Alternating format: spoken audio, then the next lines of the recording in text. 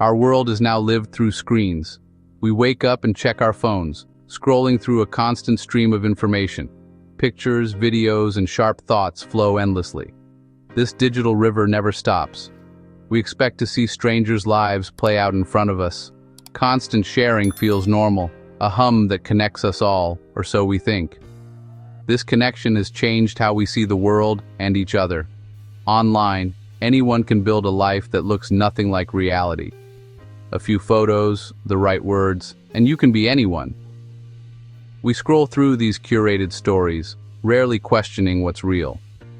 The line between reality and performance blurs, a digital fog. In this fog, trends and challenges are born. They pop up on social media like little games. Sometimes silly, sometimes for a cause, but always spreading fast. Friends, strangers, celebrities, suddenly, everyone's in. It becomes a shared experience for millions. This is the power of the internet. In the summer of 2024, a new challenge appeared, the 48-hour Nomad Challenge. The premise was simple: disappear for a weekend. It tapped into a desire for freedom, for escape.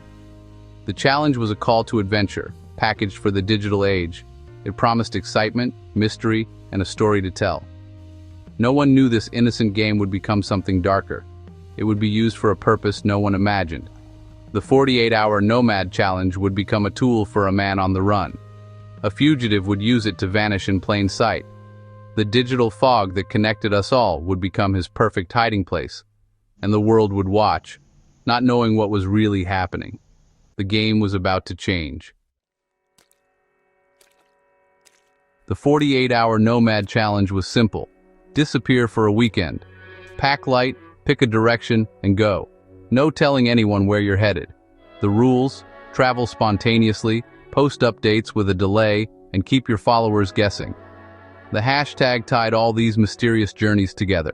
The trend exploded, visually appealing, exciting, and romantic. Young people loved the thrill of being untraceable, like spies in a movie. Social media filled with blurred train tickets, anonymous cafes, and cryptic captions. The challenge turned travel into a global game of hide-and-seek. Thousands joined in, all moving, all hiding, all posting delayed updates. The digital landscape became a sea of nomads, each performing the act of being lost. It was organized chaos, everyone hiding in plain sight. For most, it was just a game. But for one man, it was the perfect cover. Someone who needed to be lost for real. The challenge gave him a script, a reason to move, and a way to disappear. In a world obsessed with sharing, he found a way to hide. The 48-hour Nomad Challenge became his camouflage, and no one suspected a thing. The line between game and reality was about to vanish. The fugitive was ready to play. His name was Leo Maxwell, an accountant turned fugitive. Wanted for embezzling millions, he vanished when the law closed in. He left behind everything except a burner phone, fake ID, and cash. Maxwell knew that being completely offline was suspicious, so he did the opposite. He hid in the noise.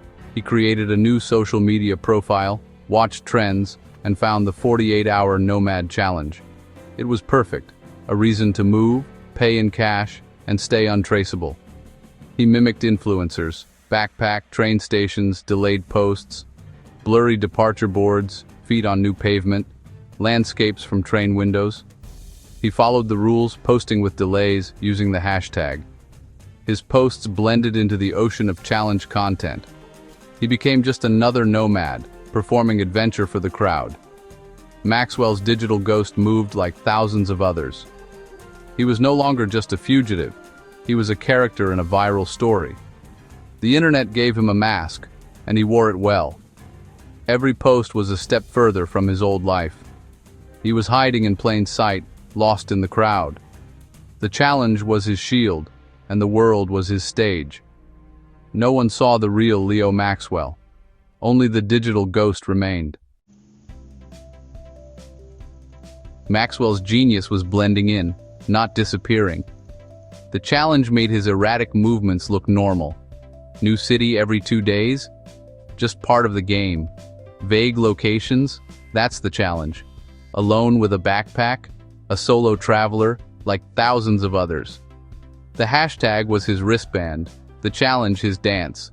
He became a single piece of hay in a haystack. His posts were authentic enough. Simple captions, imperfect photos. He was just another face in the digital crowd.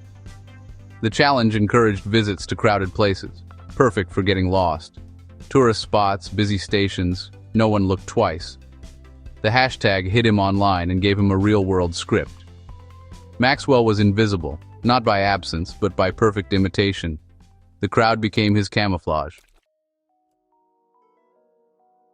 For police, tracking Maxwell was a nightmare. He wasn't hiding off the grid, he was hiding in plain sight.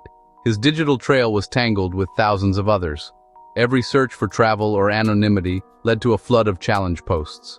Tips about his location were drowned in noise. His fake profile blended in, nothing stood out. The police were searching for a drop in a digital ocean.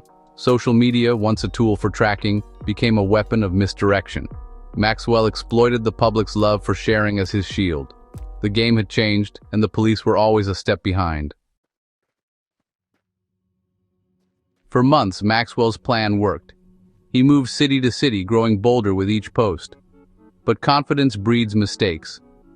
In a 15-second video, he filmed his morning coffee on a city street.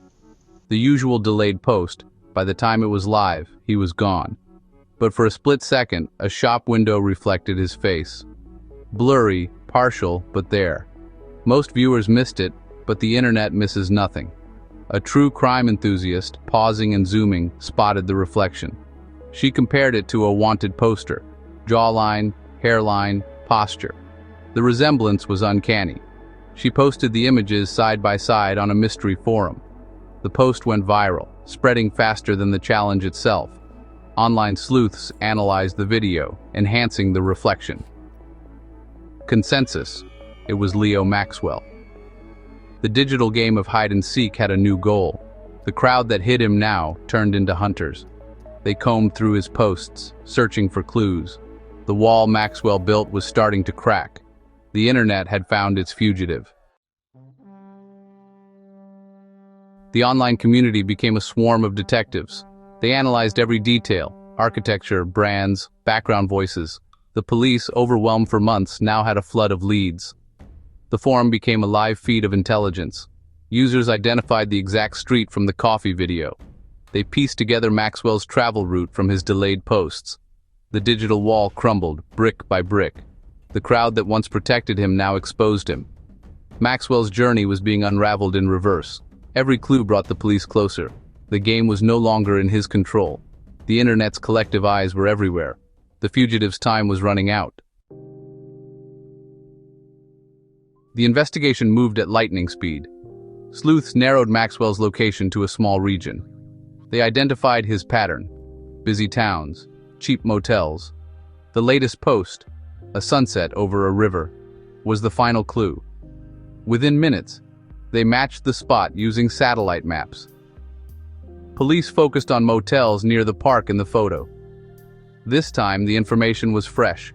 Maxwell was still nearby. Police found him in a small motel, scrolling through his phone. He didn't resist. He knew the game was over. The man who hid in the digital crowd was caught by it. His escape lasted 4 months. The internet that shielded him became his undoing. The game had ended. Leo Maxwell's story is a modern parable.